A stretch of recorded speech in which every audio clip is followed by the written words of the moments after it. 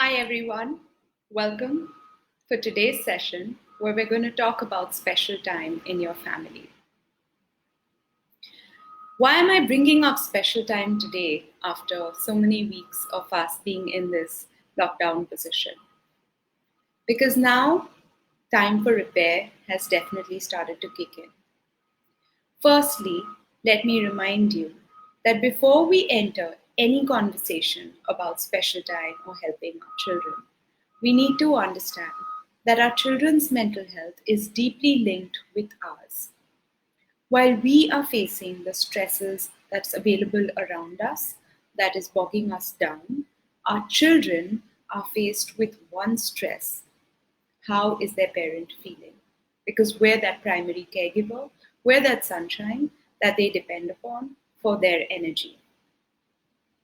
In this situation of COVID and quarantine and working from home, it's taken us a long time to figure some balance out for ourselves. Hopefully, a lot of us are there. We know what to do when we need to get into meetings. We know how to handle our children's work and demands. And we are now able to move beyond those basic hygiene factors into now getting into that mental health, which we put on hold, importantly so, for such a long time. So, what is this mental health doing to us, and what can we do to make things better? Just as when you first start a new job or for children when they start a new school, you're not looking at building relationships at first. You're just keeping your head above and trying to get to know the lay of the land.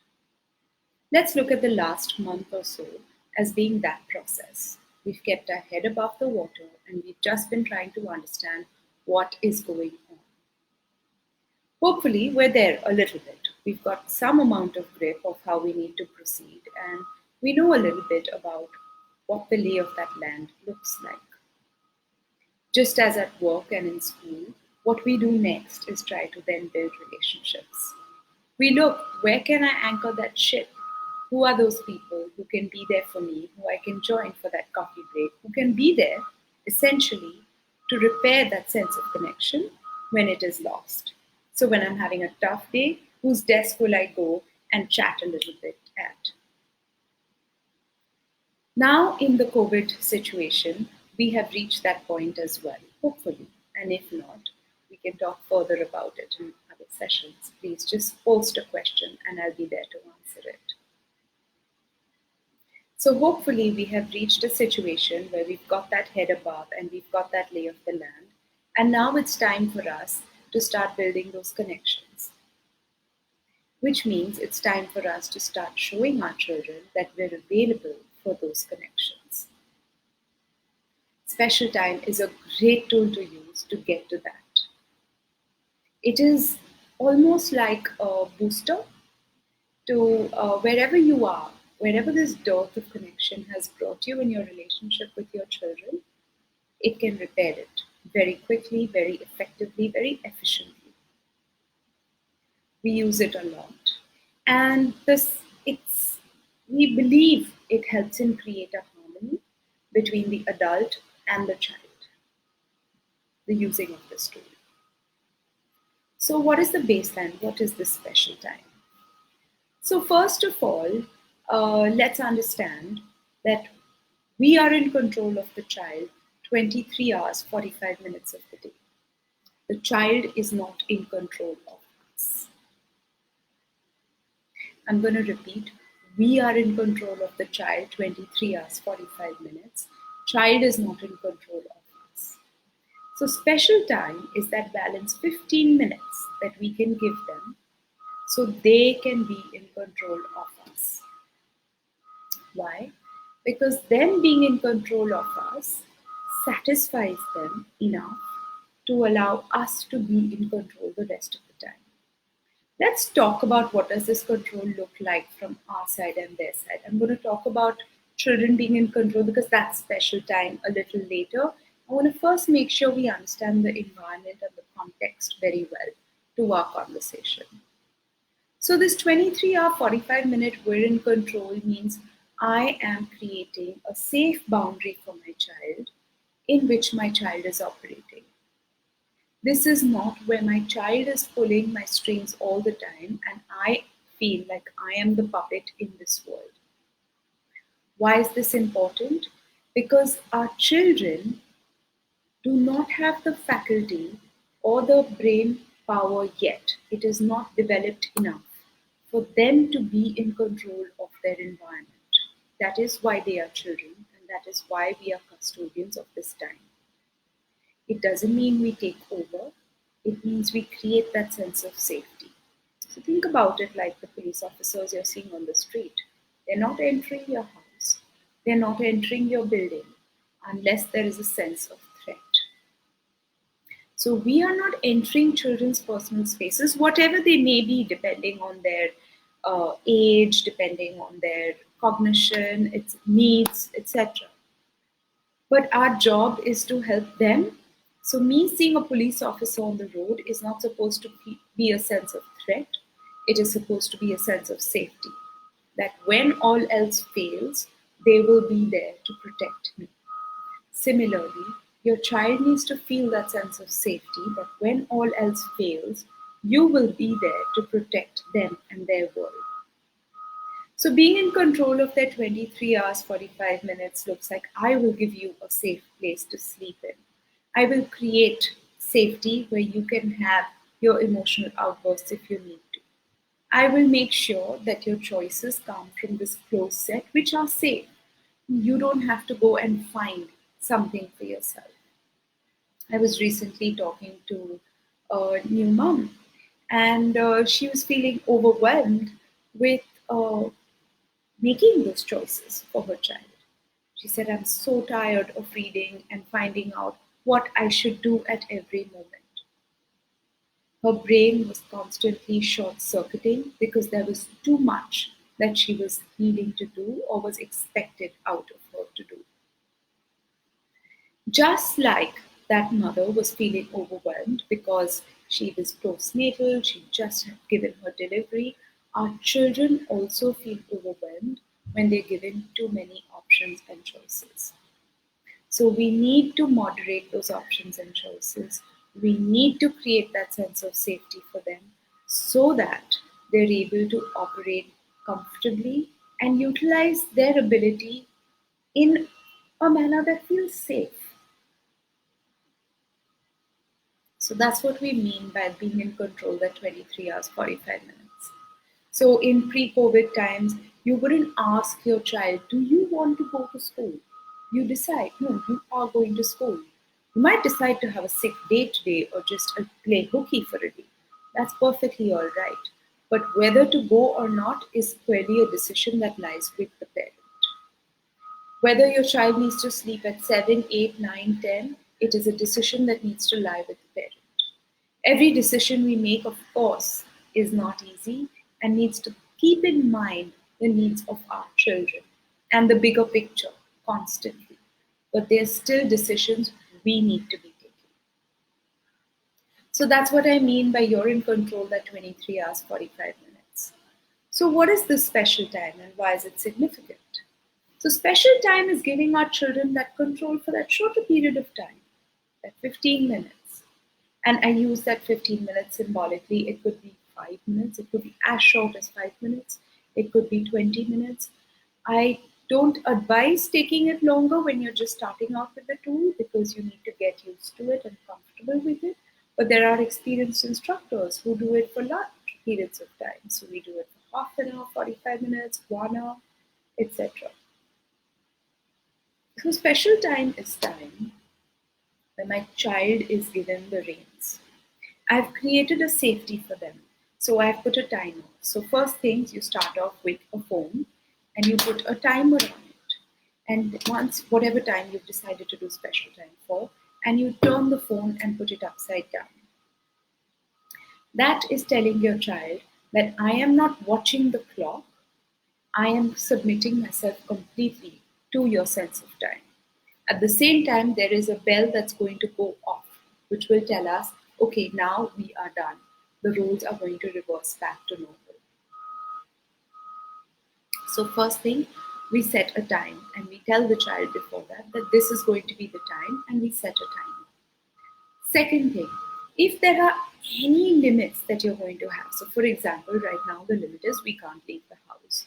A limit that I very safely like every parent to reiterate is if there is blood, I'm going to say no.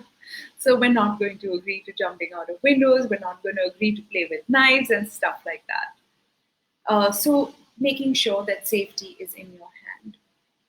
The next, some parents do struggle with some other, for them, certain situations are very triggering. So I've had a parent who said, we're not going to watch TV or play on the phone. Another one who said, we're not going to go online shopping and do any expenses. So I leave that to you to make those finer distinctions if you need to. But it's important that these rules are set before special time starts. Now, don't worry, in the beginning, you might not be there yet, and you might have a bit of a struggle in figuring out what it is that you want to say. And initially, you can say, we're going to go as it, I'm going to try to do everything that you ask me to do. And if I can't, we're going to have to, I'll give you more options. So give yourself an out for sure, just so you warm up to the tool. So we set there's a timer that you're going to set. There is there is any conditions that need to be given. From our perspective, safety needs to be the only condition. But whatever else feels comfortable for you, you know your child best. So that condition needs to be given. The third thing you need to ensure is you are absolutely free. So this is not the time where you take any phone calls. This is not the time when you tell what needs to be cooked or get distracted by a sibling or your spouse or any other member of the house. This is time which you are completely and 100% focused on your child. So even if it's your boss calling on the phone, pick a time when your boss is not going to be calling you. Put your phone on airplane mode if you need to. Do what you need to, but your child needs to believe that they are right there. They are number one in your world right now. And that's really the essence of special time, to show our child how important they are in our lives. A lot of people argue saying, but how does my child not know that? Every single thing I do is keeping in mind the safety and the needs, etc., of my child. How is this even up to question? Very easy. Your child's understanding of the world and your actions are not the same as yours. They don't know what it's taking out of you to keep up the house safe, to make sure there's food in the fridge, to make sure that uh, that there's a roof over your head. They are just seeing the day to day within their circle of vision. So just like when a newborn baby is born, their visibility is a really small ring. Your child's visibility keeps growing. And when I'm saying visibility, I don't mean just what they're able to see, or what they're able to think and perceive and understand of the situation. So for them, they need something much more literal to understand that you believe they are right here. We need to show it to them. And special time is a great way to show it. I promise you, it's a lot of fun. So, like I said, you set the timer, you put down the conditions, you need to make sure that you're free and available, and that's it. You start. You say, okay, here's the timer, I'm going to do whatever you want me to do. And often your child will be very incredulous. What do you mean you're going to do whatever I'm asking you to do? And you say, yeah, you tell me, and we'll do it. And your children will take that into some very interesting territories. So let me share with you a few things that my children have done and people who've done this with me. I mean, we do workshops, and special time is one of the tools that we teach in them, which is taught by this organization in America called Hand in Hand Parenting. And I am their instructor in India. And we've been teaching special time for many years now, and we have this beautiful collection of stories of what it has looked like in families. But unless you're going to try it out, you're not necessarily going to know the beauty of special time. So I do encourage you to try it out. Just as a disclaimer, There seems to be a malfunction in my comments feature. I'm going to try to see if I'm able to get it to work. But in case I'm not able to see any comments that you are posting, please, I'll get to them after we're done with this session. I think there I see us. Yes.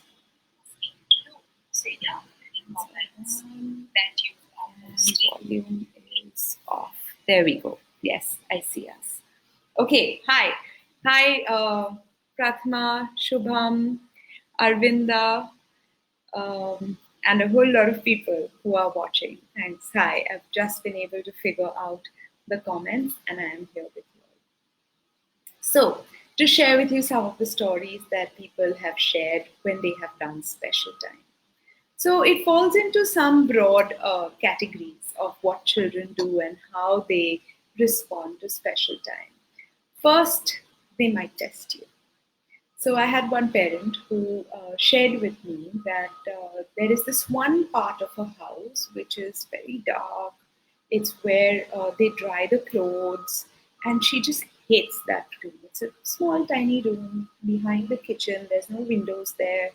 It's just like a storeroom where also clothes are dried. So it is a little humid and damp. And the moment she asked her daughter, "Would you like to do special time?" her daughter said yes. She pulled out a game of Ludo and said, "I want you to play this with me in that room." That's what they're going to do. They're going to push you out of your comfort zone, wherever it may be. And she was shocked. She said, "How does my child know I hate that room?" Well, she does know. But how did she think about it? And this was a 3-year-old. How did she think about it that that's where I want to go right now? But that's where she went. Another parent, when I shared this, you need to do special time, she said, "I know what my child is going to want." I said, what do you think your child is going to want? And she said, "My child is going to want me to watch Chota Bheem. It's a cartoon with her, and that's it. And I hate Chota Bheem, and I don't want my child to watch these cartoons." And I said, "Well, for that 15 minutes, try to like Chota Bheem and watch it with her." And she was a little upset, but she went and she gave it a shot. And she came back to me and I asked her, "How did it go?" And she said, "Well, I sat down and I watched Chota Bheem and I started getting excited about everything that happens with the characters and the storyline." And she was like, "Something very interesting happened." And I was waiting for that. I said, "Okay, what was this very interesting thing?" And she said, "The entire time my daughter was not watching Chota Bheem, was only watching me watch Chota Bheem." So for the child, it was so overwhelmingly exciting to have mom watch her favorite show. She couldn't believe it that this is how magical special time is. She is not only going to let me watch it, she's going to enjoy watching it with me. That it worked out like that. It's not always so good. I'm going to share with you the other side of the story. This one parent who'd been having a very difficult, he'd really been at odds with his teenage daughter and things were not going too well. And he came to me and said, "What do I do?" I said, "Well, start off with special time." And he said, "Okay, I'm going to try." And he did. And she slammed the door on his face and said, "Stand right here and don't disturb me." And that's what I want for special time. And that's again very typical of what we see in patterns of special time. She was just testing him. Is he going to stand right there and do as I have asked him to do? Or is he just giving me lip service? Because that had been the stumbling block in their relationship. And he stood there. And here's what he did. He kept writing little notes of "I love you, I'm there for you," and kept snipping it under that door. And he had put down the special time timer for 20 minutes. And about 10, 12 minutes later, she actually opened the door. I'm not saying they'll always open the door, but they will notice whether you're there or not. And I have numerous stories which mirror this particular one. Another parent during special time. So they live in a joint family, and the mom had been struggling with a lot of things going on in the family that weren't feeling too comfortable for her with the other members. And her son was sensing this. So the moment she offered special time, he said, okay, and started running away from her to other family members, expecting her to follow him. And as she followed him, he kept saying, Bachao, Bachao, I don't want to do special time with my mama. And she kept going in front of each member and saying, please, can I do special time with you? I love you. I really want to do special time with you. And this pattern continued a few times before he was actually able to start playing a game with her. This other child during special time, he this is a funny story. He asked the mom to get into this really awkward position. He said, lean back, do this, and move your ankle, like get into this angle. And you see that tree? I want you to count the leaves. And he disappeared. He left the room. And the mom was like, I was feeling like a real fool, and I'm sitting and counting the leaves, standing there, and I'm wondering, what am I doing? Because special time was supposed to be my time with my child. But after some time, he came back with a board game and said, okay, how many leaves were there? All right, now we can play a board game. So they're really testing the ground. They really want to know, do you still love me? How much do you love me? How hard can I take it? They don't realize that you've been to hell and back for them, going through labor and whatnot, carrying them and sleepless nights, etc. Because that is not their realm of understanding. This is. If you can count leaves when they ask you to, they believe you love them. And that's what special time does. It offers them that space. I've used it numerous times in my family to help bring back connection. And one such example I'd like to talk about is when we were traveling. And I was busy actually with Hand in Hand and a couple of conferences that I was attending. And my children were really, they were with their grandparents, and they were really being throttled from place to place, and without having me around available to spend time with them or do things with them. And even though I was learning special time and studying special time, it didn't occur to me I need to do it till things got really hard. I couldn't wake them up. I couldn't make them eat meals. I would say, let's go to the park. And they would be like, oh, we don't want to go. There was just this sense of listlessness and disconnection. And I don't know how it happened, and I don't know why it took so long, but finally a batti jalod, and it was like, okay, Megha, let's do special time. And I asked them, okay, guys, let's do special time. I'm not joking. They jumped out of the bed like bullets. They were already familiar with special time. It was obviously not the first time we were doing it. And they jumped out of bed like bullets. And so here's the important thing to remember. I'm going to continue the story, but I want to illustrate this. I want to emphasize this point. We do not use special time as a reward. Special time is not a barter, and it is not to be used. If you eat your food, I will do special time. If you finish your homework, I will do special time. Your children, the moment you start offering them special time, are going to be so excited by it that they're going to be ready to do anything. So it's almost going to feel like, why am I letting go of this gift which has fallen onto my lap? This one time I had a headache, and I wasn't in the mood to do special time. And my daughter was like, Mama, please, 5 minutes. Okay, Mama, 2 minutes. Okay, Mama, 30 seconds. Do not give it. It's not a barter, and it is a gift that you give your child, not with no returns. So it's something you give. So you decide when you're feeling capable and able of providing special time. So it is your prerogative to decide, yes, we can do it, or yes, no, we cannot do it.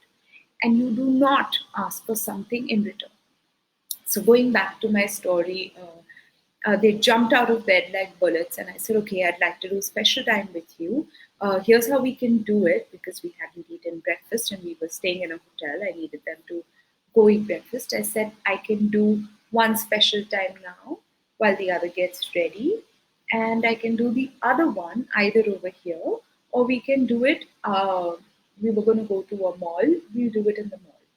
And immediately they were very quick. There was no argument, there was no sibling rivalry, nothing.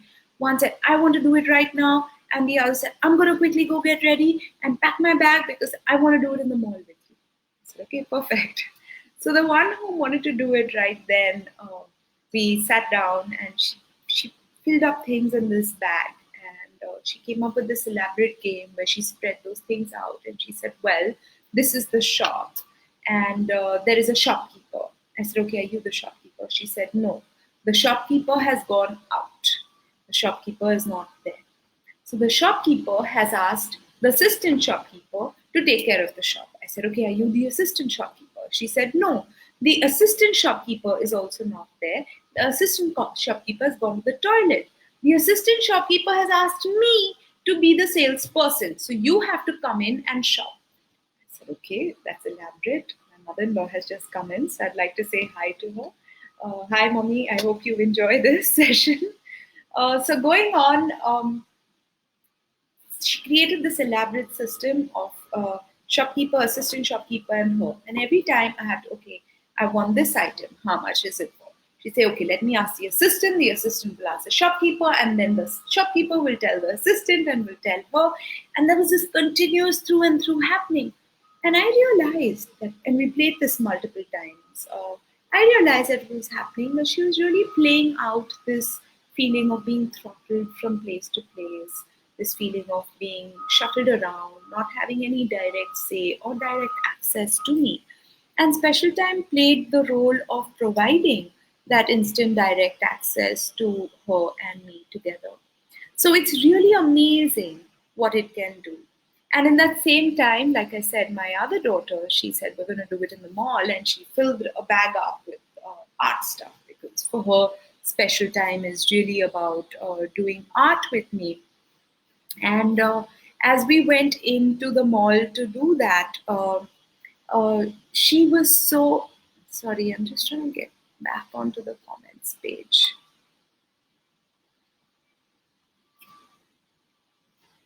Okay, I'm just going to get to it later. So as we were able to do that, as we sat down to do Special Time there, it was really just 15 minutes of us coloring together. And the rest of the time in the mall, she was like my assistant. She just wanted to follow me around, carry my bags, and do whatever I wanted her to. So the previous 2 weeks of dragging their feet and being really irritated just melted away by these 2 sessions of Special Time that we did. So it's really amazing what it can do for you. We're doing Special Time, of course, in our house a lot. We use it in various ways to bring back connection after a long day of work and studies. We could do it to play a board game. It's really whatever the children want us to do. It could be used to cuddle in bed, but it's important that they feel they are in control. Yeah. So that's what Special Time is all about. Chachaji is also there. Hello. It's so lovely to have so many family members watch and see what we have to offer here. So, but what about times when you're not able to offer Special Time? Because no matter how exciting I might make it sound, I know for a fact that it's hard, it's not easy, and there are many times when we're just not able to do it for our children. And I was listening to Patty, our founder, talk about it actually earlier this week. And I loved the analogy Patty brought in. And she said, I like to look at it as a wilted plant.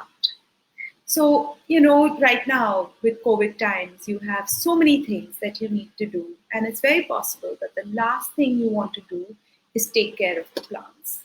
And some of the plants might be withering away and they might not be taken care of because it's just too much and something's got to give and let the plants be that.